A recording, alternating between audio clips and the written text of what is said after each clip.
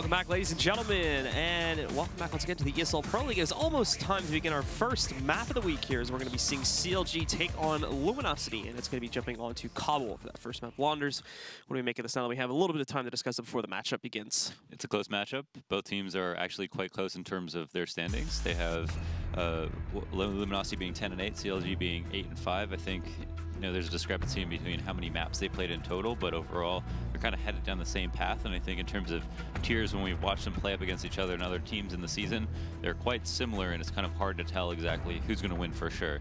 So I think there's a lot of weaknesses here with CLG, but CLG have also made extraordinary progress, I think, throughout the season, especially just coming into the season, seem very well prepared.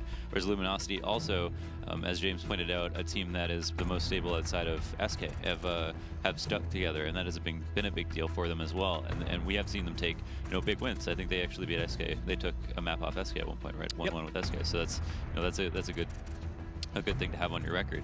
So I think this is going to be a bare knuckle fist fight, and I think that it's going to be quite close no matter what map you put them on.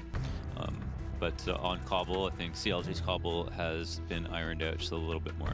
Oh, all right. I'll disagree with you there, actually. I think Luminosity is going to have a little bit more firepower for this map. So we'll see who's on the desk tomorrow. Well, yeah, I think we might be seeing LG take this first. We'll just have to wait and see, though, as it should be getting started in a couple of seconds here, guys. As soon as the last players have readied up, we'll jump into the match and get to see who takes the edge off first here tonight on the first map before we go over to Cash for the second map a little bit later. Yeah, Cash should be interesting as well. It's funny to see so much Cash being played. And I think the way that the vetoes work kind of is just that teams submit their maps before the season starts based on what they want to play, and the other teams as well. And it's that probably, because of the overlap in the amount of Cash, it's probably Cash is kind of high up on people's lists all of a sudden. We have seen a shift in the Cash meta as well, I think, with that FaZe Astralis game in the finals. Where there was so much CT aggression, both teams pushing a lot on both sides, and it's normal to see opening kills come out on the CT side, and A main pushes in response to mid control. But I think it was a little bit unorthodox to see as much CT aggression as we saw in that tournament, even when it was down the numbers like 3v3s and even lower. Well, we're going to see CLG quickly burst out as they'll start on the T side. Cutler with 2 quick headshots will take down Yell. Already giving them 1 kill to start off this round. Kusta has even already taken drop control. It's very, very fast pace from CLG here. Oh, Kusta with the jumping triple shot takes out Showtime, and they're already up by 2 kills. That could change a little bit here now as they're moving into the site. As Cello takes down 1, well, he's going to be dead first off as Ethan's able to trade him. Ricky also finding, I believe that was PKL hiding inside of the smoke. Leaves now only Neck is alive. And while he thought he was going to be defending the site from a plant, that's no longer the case. As CLG walk right past him into the A site where they now have an open position to plant. Hey, there's a pretty cool strat. I mean, the kills came along as well, but to throw the wall smokes down near the rock and then push through them out of drop while your 2 players plan to go A. I think that they potentially, if they had knocked out everybody in B, had those 2 players, the one with the bomb and the other, come through long B and finally plant at B. But in this case, made a kind of quick adjustment to see the bomb stationed all the way back by the spawn. And in response to the kills, they've decided, okay, let's go ahead and split it, kill the rotators. So super cool. And one of the only ways that you can kind of see a team get an advantage on a pistol round is if they do sell a good fake. They can pull all the rotates out of a site and use their smokes in a unique way that displaces the CTs. So that's going to put CLG up ahead to start off in quite a dominant fashion, too. Basically 0 response coming up from Luminosity there on that one. We'll see if it'll be a little bit different, as he did force by here, primarily CZs. I think we have 1 P250 there on Showtime, but after a smoke is deployed, that is going to push CLG back. It did look like they were going to try to quickly work their way out from platform onto the B site. That may no longer be the case, or at the very least, they're just wasting a little bit of time while this utility gets used up, the minimal amount of utility that the CTs were able to afford anyway. As they already have drop control. Once again, it's Cutler at the front of the push this time, who holds inside behind the pole. And he has a teammate up on top watching the windowsill to make sure that he doesn't get flanked from there. So they've got pretty good coverage. Unfortunately, though, both the first kills, now all 3 of the first kills, are going to go by the way of Luminosity. 4 and 5 straight. Luminosity just shut down the entire attempt at a push from CLG, and they get absolutely nothing done. Walk back to long B through this to the smoke. Didn't even set up to throw anything. No flash to lead out at all. All of the kills came from players who weren't blind, which is a big problem. There was no attempt to try to push them back, and even with drop control and a B split that was basically 90% in progress, they couldn't even get a single frag. It's pretty flabbergasting. Can I use that word like that? I don't know, actually. Well, we just did, okay? You understand what I meant, and communication is meant to... I get the gist of it. ...be able to communicate as quickly and as efficiently as possible, so... I gotcha. It's a flabbergasting round. All right. Well, CLG are going to go for some quick A long control here this time. Maybe a little bit of drop control, too. We'll see on that, though. FNS just lurking towards it right now. He is able to freely peek as the player inside backs up, but with his drop down coming in, FNS just goes right for the play, makes it happen. He's able to take down Neck, as that's only the very start, however, of what could be a very long round if CLG continues down this path.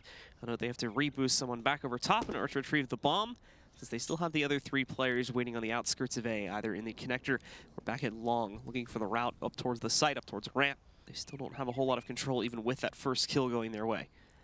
Yesterday we saw the re-emergence of CZs. I mean, CZs have been powerful for a while, and even though they are post-nerf, people have been using them more, and I think have gotten better with them, and we've seen more and more kills come of them, which is kind of interesting. Their last round was kind of the pinnacle of it. Cello is going to be waiting outside. However, the first initial spam that he throws out there is not going to be the greatest, so he's only able to get 1 kill before being overwhelmed by Ethan. Ricky with a nice shot as well from the Deagle instantly takes out PKL. It seems like if things are going to continue this direction, that the rounds will continue to trade. It's up to Showtime and Yell, both of which are not really in great positions. Yell makes the best of a bad one, though, as he's caught creeping out there by Cutler, but still is able to take him down anyway. Now Showtime also working his assault all the way towards the top of ramp, for an opportunity to route himself inside. He has been spotted, however, so once again, the element of surprise is gone from that retake element, but they're both able to use a flashbang and get themselves outdoor. That's part of the site going back into their control. They push back in. It's a 1-for-1 trade up on top of the site, so Showtime now goes down into a 1v2 here with not a whole lot of time left. His plant position is very unfortunate for him, too, as it does allow the T's to really kind of peek out here. And just like that, FNS is going to close out with another nice headshot from the CZ.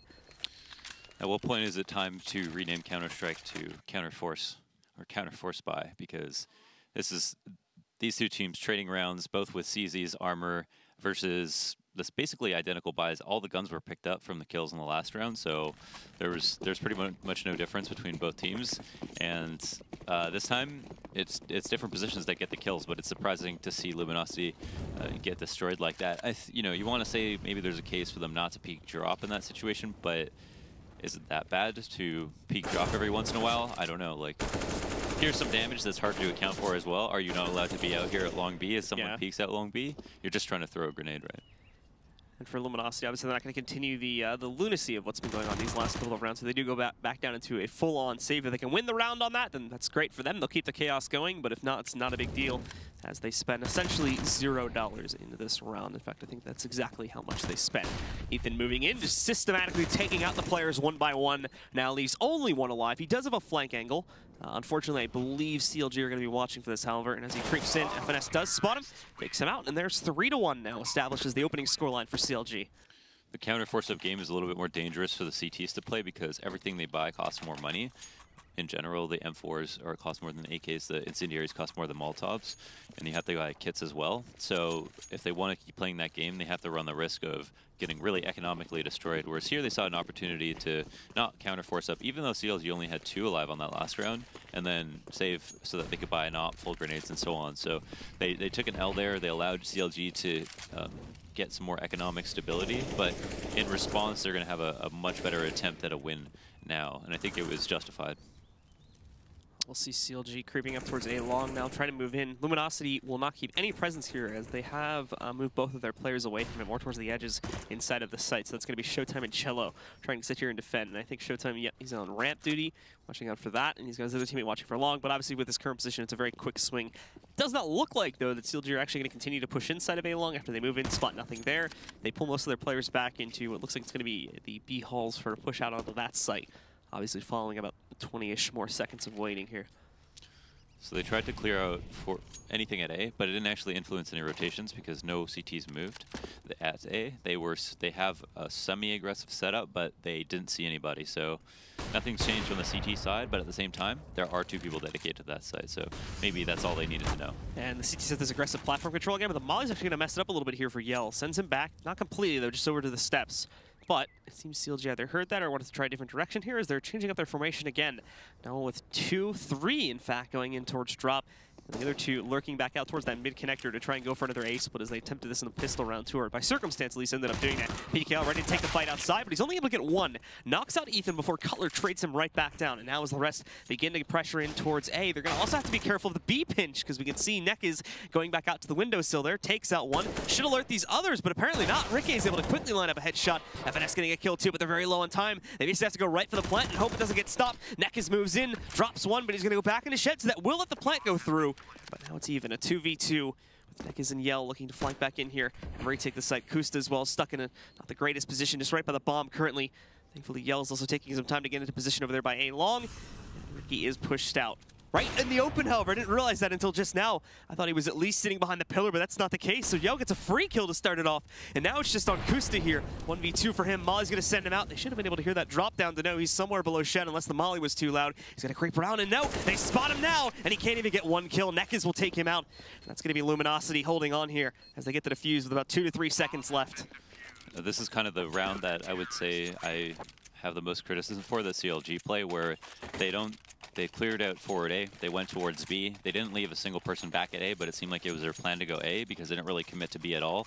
So if you do that and you go back to the other site, then you have to be ready to clear everything out, and then they were in a position where they didn't have a lot of time left. So I have no idea what their tell was and why they didn't want to go B in that situation, even though they technically had everything they wanted in terms of rotations. There was 2 people at A, 1 in the door, only 2 people holding the B site dedicated, and so they either had a bad read or just got scared for basically no reason, and that's where the inexperience thing is, I think, because sometimes in the mid-round I feel like CLG get a little panicky and they make bad rotations. That was definitely a prime example of that. I'm not sure if they saw the Molly and got scared by the, I think it was Yell, put the op back on steps in the last turn there, that maybe scared them off into going back to the other site, but the indecision really kills them towards the end of it there and sets them up for bad positions. This time, Yell is still going to be up on top of platform, and he gets the first kill now, already taking down Kusta when he attempts to push out.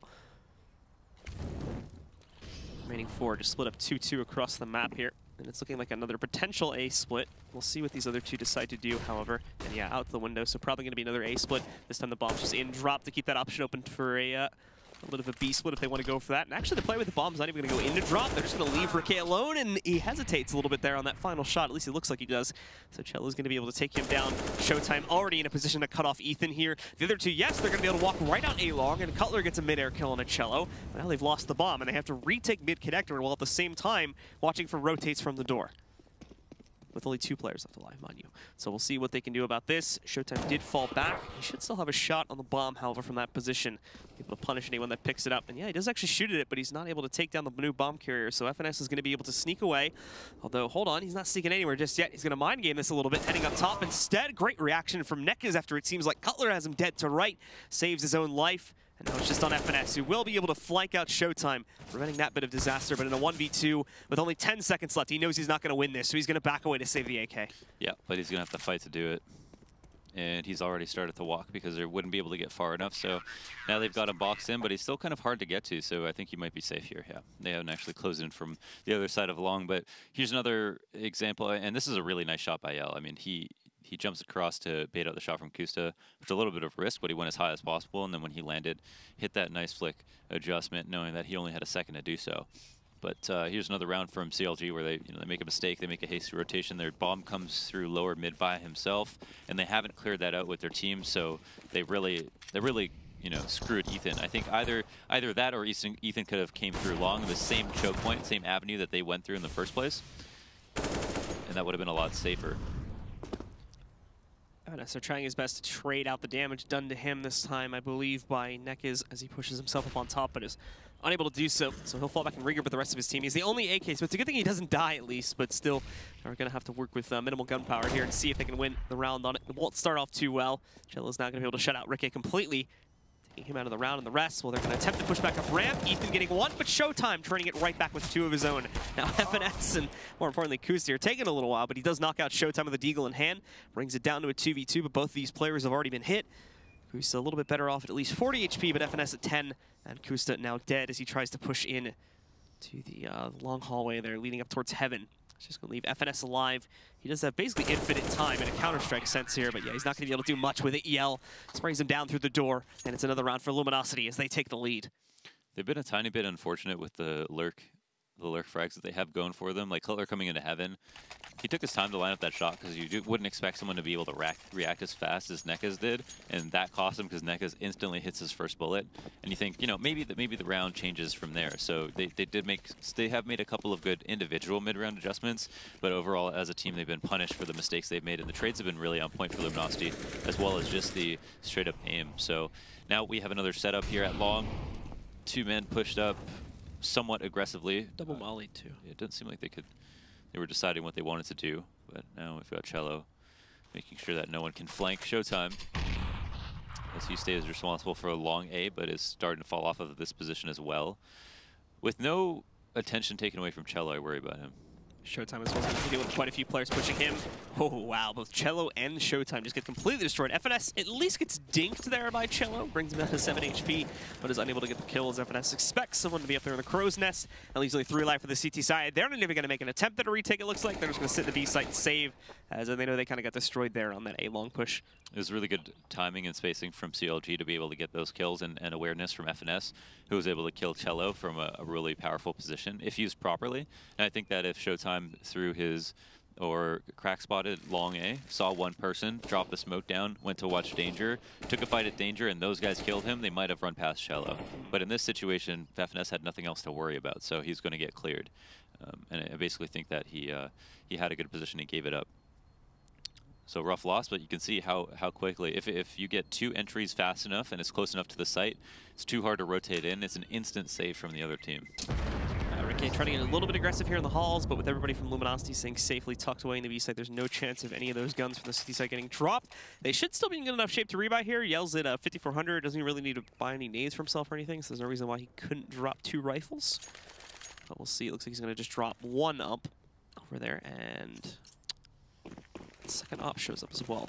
One interesting thing about Cbble is that on CT side, everything's very expensive, but there's also certain spots where smaller guns can even be better than bigger guns. Like there are close positions, they're kind of gimmicky spots, and Cbble has a ton of them, which is one of the reasons I don't actually like the map that much. But at the same time, you know, it can be nice when you're used to having to full buy for up to like 7,000 as a CT to be able to have that option. Whereas like a mag can be very powerful in E-Box, sometimes more powerful than a rifle, or here at close A ramp. There's no way for the T's to create a long distance fight here that easily.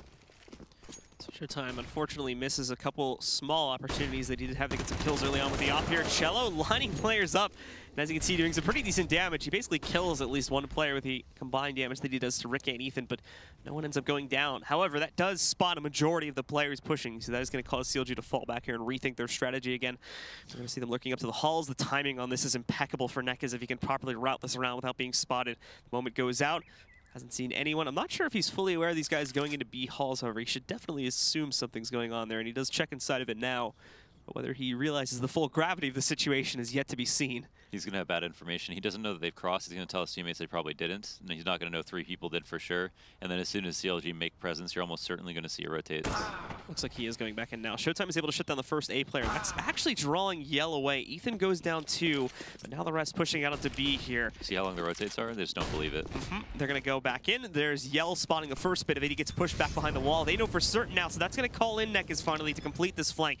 Yell's going to get a little bit sneaky. He's going to take a risk in pushing out, gets the quick shot, denies the plant here too, but he's caught swinging back out of the smoke. Nekaz, though, is now able to move in, which leaves only Ricky alive, and as you can see, once again, the timer here is brought down so low. Nekaz can push back in, deny the plant one final time, and secure the round for Luminosity. Another situation where CLG aren't prepared to make the play that they want to do.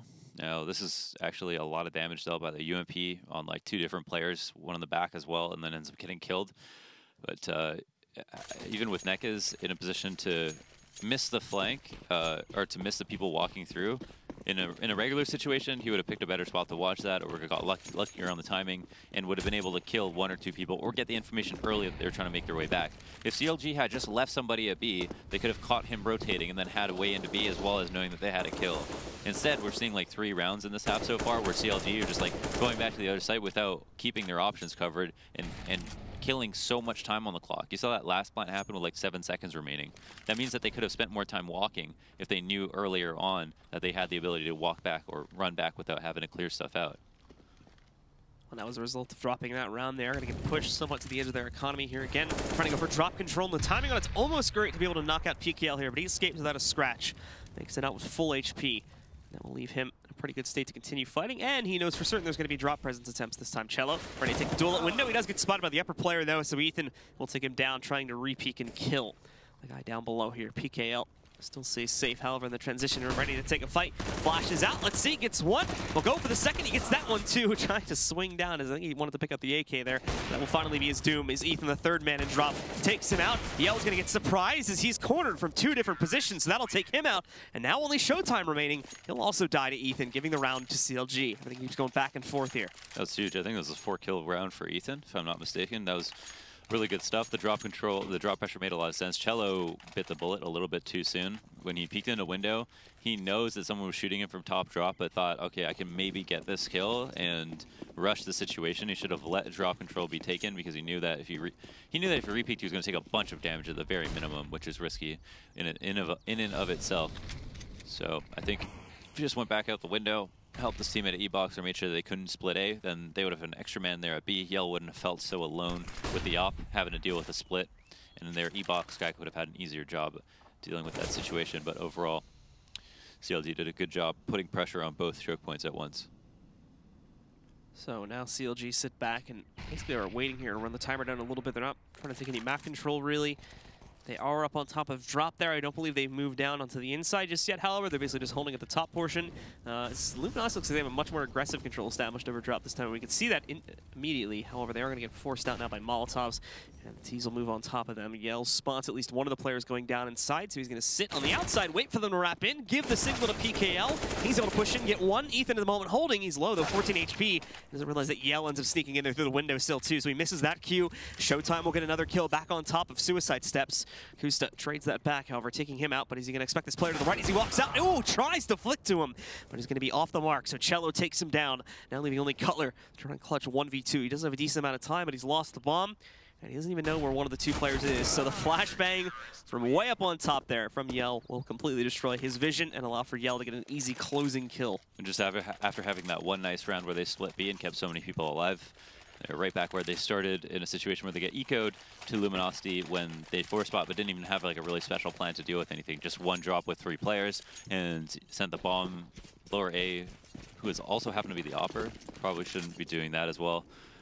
And yeah, I mean, when you get down to the 2 versus whatever situation, sometimes it's better not to be grouped because you've got to make up ground. And even though the other team is forced up, you realize, all right, well, if we don't get a couple of kills now, we're not going to be able to win.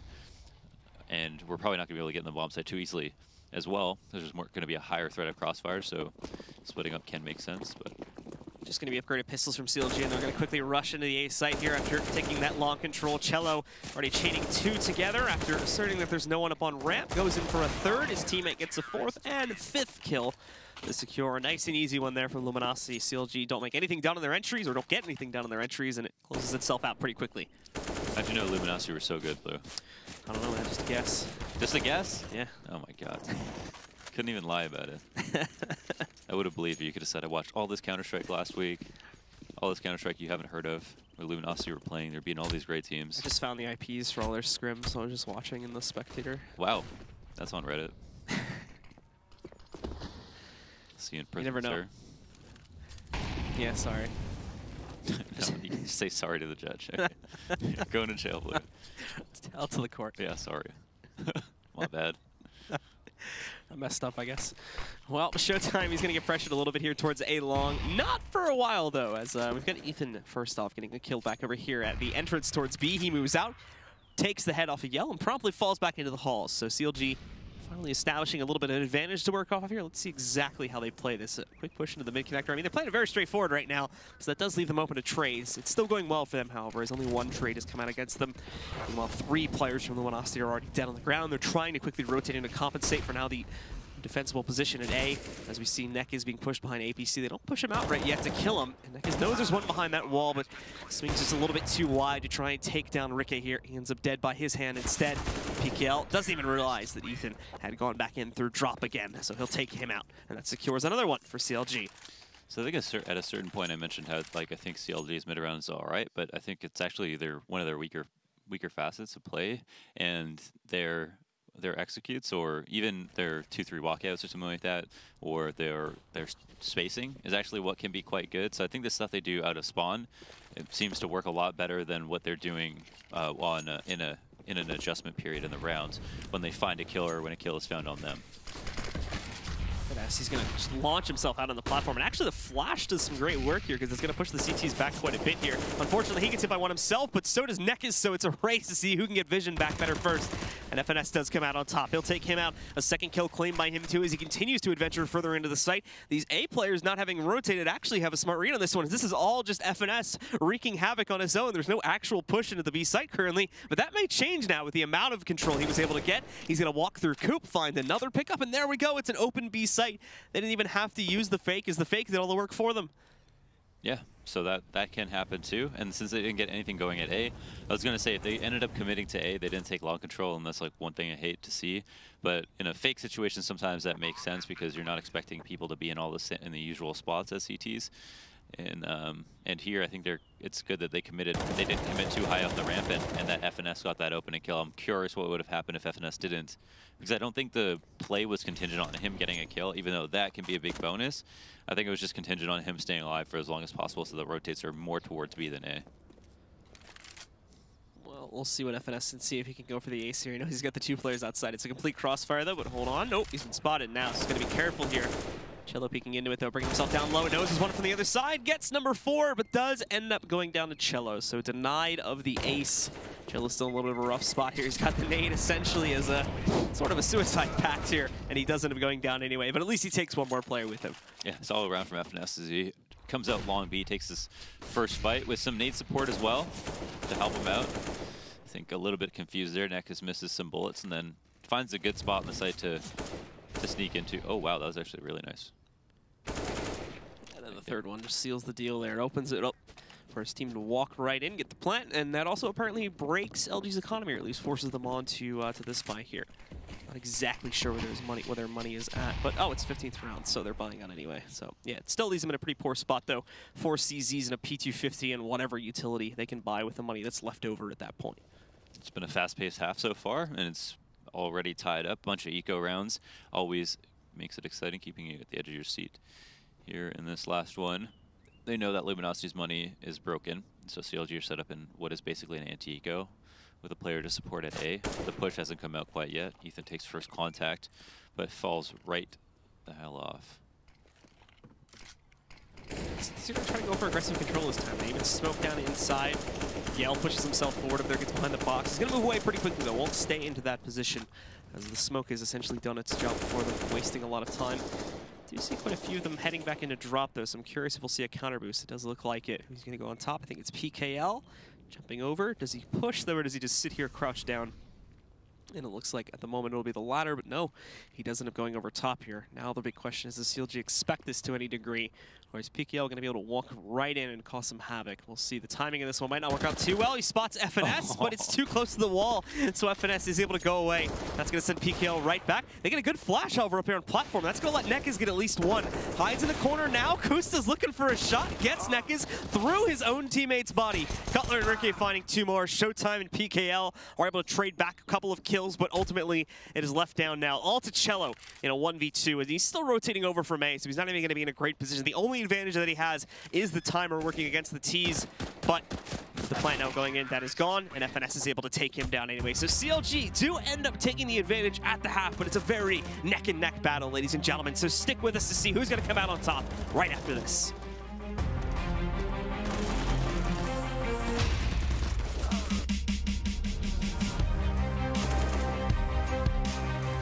ESL Pro League is brought to you in part by Intel, the City of Odense, GeForce GTX, Lenovo Legion, Bedway, Pay Safeguard, Logitech G, Mountain Dew League, Xfinity, and ESEA.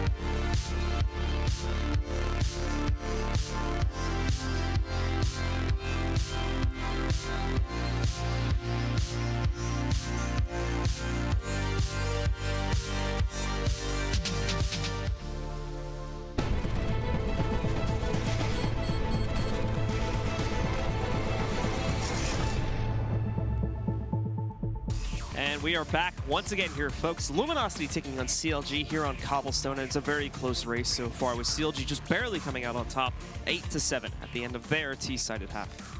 There was like 3 or 4 force buys in the half, so that always keeps it exciting. There was a cool pistol we saw from CLG, a few rifle rounds where I felt like they made strange adjustments. They always have this bad habit of allowing the clock to run really far down, especially on rounds where they seem to intend to want to go to a site, but then end up hightailing it back to the other and don't really have enough time to actually do that. And in one of the situations, weren't even justified. That round they cleared at A, but they didn't see anyone. They went B, and they're like, nah, maybe I don't want to go B. Ran back to the site that they cleared out. That was a weird one. So I think they need to be a little bit more decisive, and they'd be a lot better. And they also need to work on having a stronger default and not to get too committed to anything too early on. I think they're wrapping their heads around like, this needs to happen now.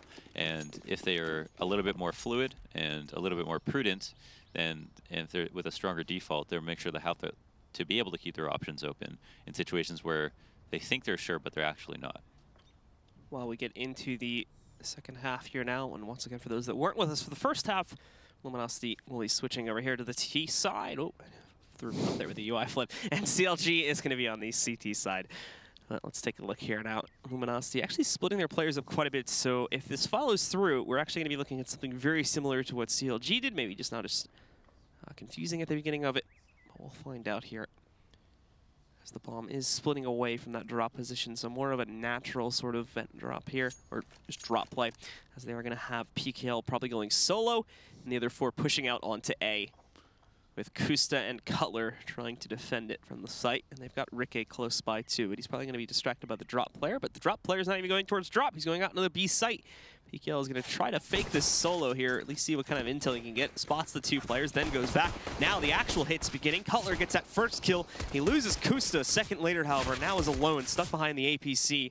Dinked afterwards to a 28 HP. He's not going to be doing AP anytime soon. He's playing a little bit of Ring Around the Rosie, whether he realizes it or not. He's trying to hide behind this APC. He eventually goes down, but he wasted a whole lot of time. That's time that the plant doesn't go onto the ground. Nekkis, though, is making it up beautifully with his double kill there, taking out FNS and Cutler. Now just leaving Ethan, who's also been hit pretty heavily, down to 9. And Rikke, who's now dead. So Ethan's going to be able to move out. Quick headshot from him. Starts it off well. Now he's going to close it out. And the 1v2 that's set against him here, he'll fall back a little bit. Just trying to make sure there's no one else hiding that he needs to worry about, no one on a flank angle or anything like that. And now he can push up to the site and ultimately attempt this. He can take only 1 shot, however, and he knows it, so that's why he's trying to hide behind coverage, but can't get it done. Cello takes him down, and that'll be Luminosity tying it up to start off the second half. I think he might have been looking for a kit, but I'm not sure if there was one on a teammate there. And then decided, oh, well, I've just got to go. But I'm not a huge fan of the fake that LG threw. I feel like if you throw something that shitty, it's like you're using your only piece of utility in the round, and you're not even committing a man. And as we saw, they pulled absolutely no rotations. They didn't move anyone from their spots, because it's like, why would you bite on one person just because they threw a smoke and a flash? That only tells you there's one person. If you see 2 flashes at once, you're like, oh, maybe there's 2 people there. Maybe it's real. But I don't think there's any reason for CLG to move, and all that means is that you waste a lot of time as Luminosity, and then you potentially let 1 person get killed, and you also lose a smoke that could be very valuable in the afterplant. Let's see if this half can get devolved into chaos again right from the second round, or if Luminosity's going to be able to bring some uniformity to it this time as they look to close out quickly here. Stop the force buys from being so impactful. Traded out, but that's not the way we want things to start off. Cutler gets a headshot right onto Yell. Yell dry peeks out onto platform there, and unfortunately that's the price he must pay. He immediately is found dead, and CLG will get themselves a nice 5v4 start on this round here. I feel like if you're going to go to long B as late as this, you have to assume that that someone can be peeking the stair, like that they can set up at stairs, because it's super easy to walk over there. And as a CT, if you don't hear anything right away, you're just going to assume you're allowed to stand on it, and you get a headshot angle. So we've seen a lot of people get scouted and hit from this position. And here's Ethan now, sitting in a similar spot and making them run through a smoke, interestingly enough. Gets 1, though, before going Galva. That is going to set Rikke up to pick up at least 1 kill, too. Finds the headshot, and now coming in from behind, it's FNS to shut down the last 2 as he continues his rampage against LG here. Now taking the lead away again, and also, once again, throwing this half into chaos. I told you, man, Luminosity don't stand a chance. There's absolutely no way they're going to win this game. As we can see, that looked like that was more of a blunder, I think, than On CLG's anti-eco where they lost, it seemed like, you know, a lot of nice shots were being hit. It was fairly standard, but CLG tried to stay grouped. They didn't have to run through a smoke. They did try to execute. They didn't use as many flashes as they probably could have, but it still looked a little bit better than Luminosity there. Luminosity just falling apart running through a smoke with enough time left that they didn't need to do that. Cutler is going to be in a little bit of a race here to fall back to the site. He knows there's a lot of players pushing in from A-Log. Should have been able to hear at least 2 or 3 of them potentially as they were pushing in to get control there. Doesn't make it out safely though. Luminosity don't decide to push directly into that, even with the force buy that they have going into this round. There's basically still 0 utility coming in behind their buy. But they're going to try it anyway here with just pistols and armor purchases. So they're going to try to push forward up towards primarily A, it would seem at this point. But again, they're keeping their players a little bit more fluid here. The possibility to go into the B halls too. CLG is very much ready for an A long hit. They're not going to be ready though if they go up ramp. The ramp is left completely open right now, which is actually quite risky. They're taking a little bit of a gamble here on assuming that Luminosity will bust out A long. And they're right about that currently. And that gives those spots. Kusta just shoulder peeking there. We're by the entrance to Alley, so we'll see if this makes a difference at all. Doesn't look like it though. All 3 of those players still gonna be ready to burst out. Cutler getting 1. Now Kusta can peek, get the last 2. And now he's gonna watch towards ramp over here as that's where the last few players will attempt to push in from that and drop, of course, which Ethan is also going to be able to handle that push. And with that double-digit round, that win that brings them into double digits, they have stabilized economically. They have solidified their place in the CT half. They hold on to a bunch of guns. LG won't be counter-forcing one more time. They're going to have another buy round where they're going to be able to, they know that Luminosity are not going to spend any money. Luminosity also didn't get a plant, which is a big loss for them. And CLG are probably going to be looking forward to closing this game out now. Kusta spamming in, already spots the place, which is he rotates as soon as they peek door. He'll get 2, and Cutler actually doesn't get any, but obviously minus the assist that he was able to get. Kusta was still alive. FNS is now going to lurk back out. Seems to be the closer here for his team in this map, and he's going to continue to do that as he picks up 3 at the end, putting them up to 11-8 now over Luminosity. 2 kills with Glocks. That's more than you can kind of expect to get. As we see the equipment value starting to favor Luminosity, at least on this round so far, but oh wait, no, they haven't bought up completely yet. So after losing a couple of guys last round, it was still expensive, which is important for Luminosity to keep those numbers high. But here it's going to be a pretty even bout. The only difference is Luminosity a little bit low on the fire grenades. Not as big of a. It's not as big of an incentive. There's not as big of an incentive for a T to buy a Molotov as there is for a CT. If you're a CT, you just love. There's always a situation you can use a Molotov. A T has to run out of a choke point that you know that it's going to be 1 of 2 basically in a round. As a T, you kind of guess how to use them aggressively. It's harder to do more damage that way. Oh, that's a pretty good molly. A little bit of aggression coming back in. Both of them are going to be able to find kills too. 2 are picked up specifically by Ethan. Ricky finds the 3rd up there at the top left side. So already doing some good damage against the T's here, bringing them down to just 2 players left alive. The Molly's completely splitting up those players, not letting them trade each other. So really well done by CLG. That was really beautiful from CLG. Long B control executed to perfection. And those little set pieces, we can see they've really got them ironed out. Great spray from Ethan with that 20 bullets to get both kills. And Luminosity are forced into an awkward spot here. LG just trying to walk out essentially and hope that there's no one peeking their angles. And at the moment, they're right about that, but it's not going to stay that way forever. We still have one hiding out in Chicken Coop. He's going to probably stay that way with how low his HP is. Cutler, though, was able to come in for the assist. The Molly will send the Coop player into the open, at least giving Luminosity 1 kill for this round. Still such a long way to go. Cello will fake plan here, trying to get his opponent out into the open. He succeeds in that, but unfortunately also gets flashed, too, so he's not going to stand a chance against Ethan, who knocks him out and secures a round number 12 for CLG. That was a great flash for our hero, Ethan, who got the 3rd kill. To close it out, and here's that spray one more time. And these 2 players who are fighting him kind of know where he's peeking from, but he can come out pre-firing that long B door. He realizes that there's probably going to be a couple of players, if anywhere, close to where he was going to pre-aim, and that those players are going to be very uncomfortable because there's fire all around them. And I think just like in real life, if you're in a house that's surrounded in fire, you're going to be uncomfortable. You're not going to be able to play a game properly, right? You're not going to be able to focus. It's nerve-wracking to think, oh, the fire might start touching me, I might have to adjust to it. If it gets bigger, was this entire the thought that this team has set up to kill me? You know, that can really be off-putting, and that's very important to do for both sides. And sometimes you see that for terrorists when approaching sites. and try to make CTs uncomfortable where there's a situation where counter-aggression has the same value. Oh, Luminosity's going to quickly dive back in. They actually get the first kill despite Nekaz kind of being wrecked by a molly here. Yell's going to be able to move out as well. Multiple dinks against Ethan. I don't know how many that was, like 3 or 4 it sounded like, but he goes down regardless. And for the CTs, I'm not even sure if they're going to attempt this. They might just call this one a save, actually, let Luminosity have this round. I think that's going to be the case. Yep.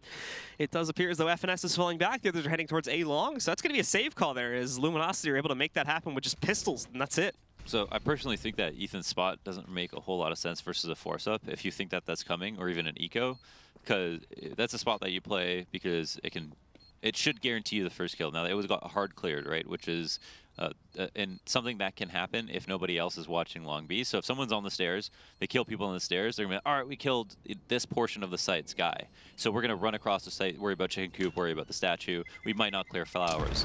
In that situation, no one was taking attention away from Ethan. Why is he hiding? Why is he cowering in a corner? He's got a great gun. He knows that they have worse weapons. Why risk getting hard cleared, right? Why not just play long angles? Why not just play chicken coop? Were you worried about getting spammed by pistols through chicken coop? That's not going to be a big deal. And as you can see, like, T's frantically looking around, not spotting anyone, are going to clearly go to the next best angle, which was Ethan. Yeah, and so those 2 players fall. That is going to allow, obviously, quite a few guns to get saved from CLG and utility, too, as I highly doubt those A players had to use much throughout the course of that round.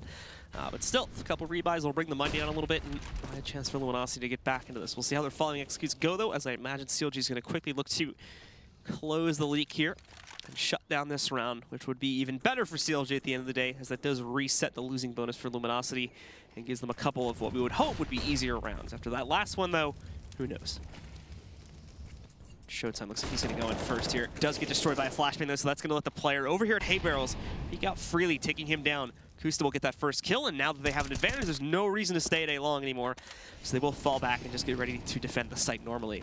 Same can be said for the B players to a certain degree. They still have Ricky up on steps, though, watching out in the event they try to push out platform quickly. It looks like we're going to see some drop pressure moving in. FNS is ready for them to jump out a windowsill. Ethan had already caught one trying to move out onto the B site too. But the bomb does make its way not only down drop, but out the windowsill. It's going to be Yell picking up 1 kill. He's now alone, however, and he won't last for much longer after that. Ricky taking up PKL, and Ethan spamming him down through the door.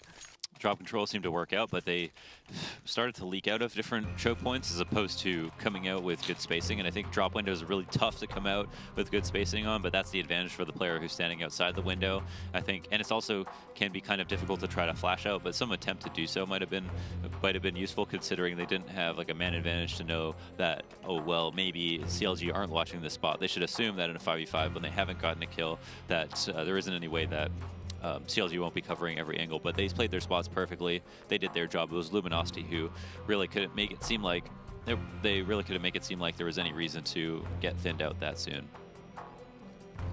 So pause coming in here now, giving Luminosity just a few moments to try to regroup themselves after another unsuccessful attempt at the B site, and that really leaves them with 1 or 2 more attempts, depending on where their money's at right now. It does look like they were able to get a decent buy going, but we can already see 1 player with an ump there at the bottom left.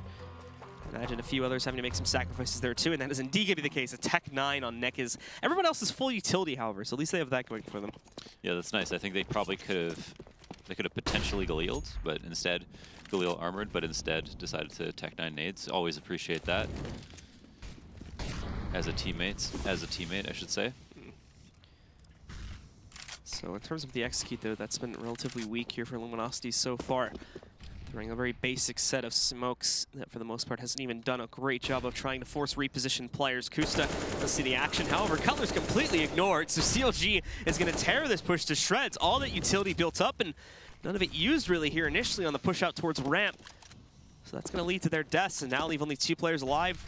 Thankfully, Nekaz is able to pick up the AKs. It's in a retrievable position. Nekaz as well, spotting the player over the wall off that jump, and then finding his position again once he lands. Very well done by Nekaz there. Does take out Kusta, but they've got a long way to go if they want to even have a hope of recovering this round now. At least there we saw them attempt to explode. I like when you do things relatively quickly when you have such a low buy. And they did use utility. They were close together, but CLG had the appropriate setup for anything that was going to be a lower A play. They totally read into Luminosity's game. Now Ricky has clear angle on long B, but they have some utility to work with, so will they be able to flash him off? It depends. Nope. Ricky already catching 1. I think he's going to know the second one's here too, because someone had to throw that flashbang. And Nick is unfortunately just getting wrecked by multiple flashes. Ricket's seen him now. They can work to box him in, not let him go anywhere. The molly, oh, he actually got to that corner and surprises Ricket at least, but still only 15 seconds left. He's gonna go on a drop. Doesn't even realize that FNS is sitting right below him too, so FNS obviously waits a little bit there just to make sure he can line up the headshot and he'll close it out. I think he was blind. I think he might have been. Oh, yeah, that's right. It might have been partially blind. It would have been really funny if you flashed him and just jumped out the window if it was a better flash. That would have been good. But that leaves CLG in a very powerful position, 2 away from closing out the game. Luminosity on a save. Kind of actually went all in on that round. Could have waited till 14 to have more money for their buy. I could see why it would be tempting with 3 AKs and 2 pistols to just stop it at 13, try to steal back the economy and not have to go up against multiple big buys, knowing that CLG will be able to build the bank on rounds like this. But here's Luminosity in a tough spot, staving off match point on a force up and put themselves in a position to actually force up 3 times in a row if they lose. Well, Luminosity moving themselves forward over here. They're probably going to try to quickly explode out through A long. There won't be any presence here, so this is the easy part of their job. They'll use a flash to check for it anyway, just to make sure no one is hiding out towards like Suicide or anywhere else close up here. Little portion of long. They've seen or heard rather that flashbang. So now after waiting about 5 to 10 seconds, the CTs will molly it off, just trying to delay things here. And after that, well, now it's Luminosity getting ready to execute into the A side. There's actually 1 player here defending A at this point, so if Kusta goes down, they could at least get a plant going. And we'll see if Kusta can delay long enough. Finds that first kill, has to go away quickly though due to the molly, but there's another molly behind APC, so he's forced into the open. It's actually great utility usage from Luminosity, but it still isn't really gonna help them get the job done, as ultimately they're outmatched via the gunpowder. Showtime left alone, gets 1 more kill, now putting him up at 2 for the round, and there is an M4 on the ground, so he's gonna be able to pick that up. At least giving him something to work with. He's got armor too, so won't have to worry about aim punch really. It's more about positioning himself properly, giving himself the best chance to, if not win this round, at least kill 1 or 2 more players here. And he might just be able to do exactly that. So now he's finally going to start creeping back over towards the site. You can definitely praise the patience from CLG though. They're not willing to give him anything at all until he commits to something, and that's exactly what happens. Ethan's able to find him at a superior angle, takes him down, and that's CLG now up at map point, 15-9. And that could be pretty much all she wrote. Luminosity really, really wanted to win that round in particular. Tough to have to do 3 forces in a row, especially giving your opponents the information that they killed you with head armor, and therefore head armor and pistol means you've only had between 1,500 and 2,500 in the bank to work with. And that's a big advantage for the CTs. All they have to do is kind of pre-nade everything if they do hear any footsteps, and beyond that, sit back, hold far away positions, and they should be able to close out the game no problem. Just a matter of shutting down this last remaining force buy coming in from Luminosity here, as they're going to try to split 1 more time. Probably will go into A, but we'll see if any of these long A players end up splitting off there. So pay attention to the top left side of the minimap and see if they decide to route anywhere else here after they throw these smokes out and try to go for the initial amount of control. It's not looking like it. They're going to go in, they'll commit. This time CLG actually does have someone pushed out this far, more specifically down in Suicide. So Kusa's going to be here. He's playing close quarters with an op though, so that may not favor him in a rushed scenario. He decides to fall away from this after tossing out a little bit of utility, and instead is just going to play up to the site in a safer spot. I think by door is where he ends up going. Well, they've actually got drop control, which can count for something. They can feign the B, split A with their teammates. Oh, there's a flash to actually help him get him out. But it's tough to guarantee that that guy will be blind. Looks like I have an estimate of each. Falls back a little bit though, doesn't fully push himself away, so he's still able to take the fight. When they jump out a window, still gets both of them too. Cutler now finding number 3, that confirms the A hit, and it's just Yell who actually was able to sneak away through alley, but still gets taken down by Kusa the second he peeks at the other side. So there you have it, ladies and gentlemen. The second half is absolute domination at the hands of CLG. And they take it at the end of the day 16-9, with only, I believe, 2 rounds being picked up by Luminosity there in the second half. Yeah, a little disappointing after the first half was such a bloodbath, and there were some rounds that were pretty good from Luminosity. I saw some mistakes from CLG that I think they had needed to go over. Probably would have gotten exploited even more by better teams, but in the second half, their CT side was a lot more sound, and it was really on Luminosity to show a lot more than they did. Well, it does look like we have the analysts standing by in order to break this down, so let's send it over to them to break down the first map. Hey, appreciate it, guys. You know, looking at this one, though, where do we start? Do we start with an LGT side, or we just start on the first half? Where do we start with all the back and forth? I start with the fact that 12 out of the first 15 rounds went back and forth. So, right, so that makes it harder for CT side because the CT side economy is a little harder to build. And the fact that LG still got 7 rounds on the CT side based on that fact is impressive to me. It's really, to me, that was really awesome to see from LG, which is unfortunate that they ended up not getting the W. I would have liked to see that Braziliancy carry all the way through, but we didn't get it back. So. Braziliancy, I love it. Coined by Trace over here. So, yeah, but it was a good, strong start in terms of staying in. When you lose money on CT side, it's so hard to. It's uphill. Yeah, exactly. So you've watched it from behind, watching us play so many times, stand behind us. We take those pauses generally after we lose like a bad round CT because it's so hard. So. Good first half from LG, not so much second half. Well, trying to find that rhythm. We're actually going to take a look at round number 8, though. That's going to be our first replay. It's really just fluidity here from CLG. Yeah, so this round, CLG gets 2 quick kills on the A-Hall's default, while they have 1 guy over towards B site. He's just basically occupying the guys at B, right? He throws that broken wall smoke. He might throw something drop. It's kind of like the same job Taco does on SK towards B whenever SK goes towards A with many players, right? He's going to show presence as if there's more people towards B, makes the CTs respect the B hit, keeps at least 3 guys there, maybe 4, right? It just depends on what the initial setup was. And so as soon as they get those 2 kills, they run immediately to the site, right? They know it's probably going to be open unless something weird is happening. And this is just a nice round from CLG in general. Yep, good job checking your corners there, boys. Just well put together. Step 1, yeah, they just kind of went straight forward, which can sometimes bite you in the butt there, because if they have an opera at A and they walk through mid or something, but well read by CLG on that round for sure. If you got a Skadoodle hiding in the back of sight. You know? He might be there. A wild Skadoodle has been spotted. A wild Skadoodle not has even appeared. playing for that same team, and he'll still somehow be some way. Real magical stuff going on there. Either way, we can take a look now at round 14, I believe is what we have loaded up. And really just turning on the gas here if you're CLG. Yeah, this is when they first kind of started getting more aggressive, and we just watch it work out straight here. FNS kind of forcing the issue over at B to kind of pull attention, but at the same time, he's got his 3 teammates. But at the same time, LG kind of sees it. So it's an impressive round by LG to like not get too scared by the aggressiveness at B, but still too many guys are going to go down before CLG even fully commits to A, and it ends up thwarting the whole, you know, plan that, thwarting the LG's patience. How does that even happen? Like, how does PKL... That happened to me the other day in Rank S. Did you see that 200 IQ play? Yeah. Reddit. Give me some credit. Yeah, where you're like, all right, guy, can you come back to B? But it didn't happen like that. How did PKL well, not I think know? What happened is he walked outstairs, and the other guy's probably watching. But he had killed a guy before that.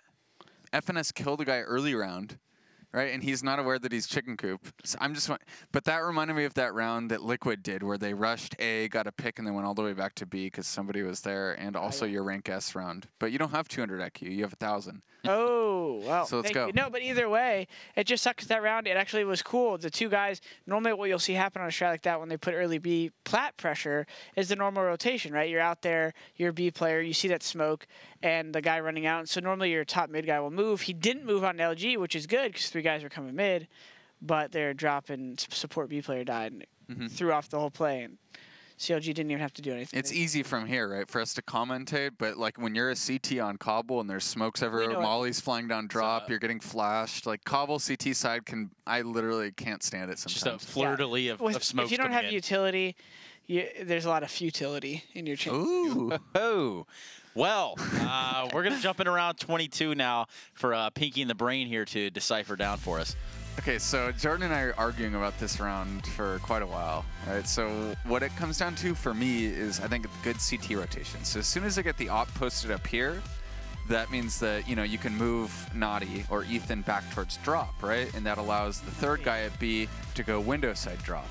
The fact that LG spots 2 CTs playing A-Halls here means that they can maybe speed up down drop, right? So that was your thing, right? They see 2 people. I wanted you to continue your point so we can contrast. So Marcus's point was the second you know they have an opera B plat, going E-box like that's kind of like you're inherently at a disadvantage because that's kind of where they're assuming that you're funneled to after they have B plat control. My reason that I thought it wasn't so bad is, so this is Cello, right, who drops. So if they go even traded A-Hall, which is totally possible, and then Cello and Yell actually go out the window together right there at a good enough pace, it's not that terrible because when you know there's 2 A-Halls, there's a max 1 connector side usually. The problem is that they waited so long that there could have been 2 because they had plat control. I actually don't dislike it that bad because I don't know why Cello dropped out. So like, why would he assume? Seemed a little hasty. Yeah, there could be 1 connector. I understand he might have rotated A, but they had to be pat control, so there could have been 1 door.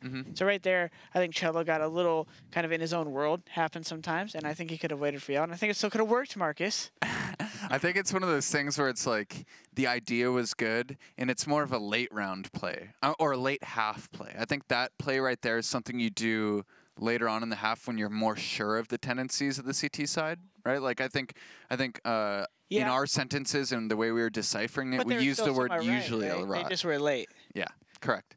So. Right. It's one of those plays where maybe somebody on your team is like, come on, man, why are you not up here with me? Because if they would have put a little pre-pressure and be flat, that second rotator drop would have for sure been away, and maybe the guys going down drop would have had a much more focused job, right? Hey, go down, trade, drop, versus they didn't really know where the second guy was. So. Anyway. True. Well, more than one way to win around, right? Yeah, more than one way to win around. And if you're playing around the connector area, you never really know what could happen. Am I right? Ooh. A lot of connectors. All right, guys. Anyway, that does it for Cbble. We see a 16-9 scoreline there going in the favor of Counter Logic Gaming. We're going to be loading up Cash. That's going to be our next map. So real quickly, going into this one, can we see a similar result? I think so. I think CLG is pretty confident on Cash. I think if LG is going to win, it's going to be because they throw something different at CLG. When CLG beat SK last week, SK was respecting CLG. I want to see CLG get disrespected by LG. All these acronyms. Take the gloves off. I want to see LG take the gloves off a little because I don't know if CLG will handle that well. If they do, then I think CLG's got a world-class Cash. So kind of exciting to see what's going to come of this. World-class Cash. Not to be confused with world class. Anyway, we're going to be going to a quick break. When we come back, we're going into our second map here between CLG and LG. That's right, we're going to Cash, and we're going to find out who it rules when we come back. So make sure you're with us.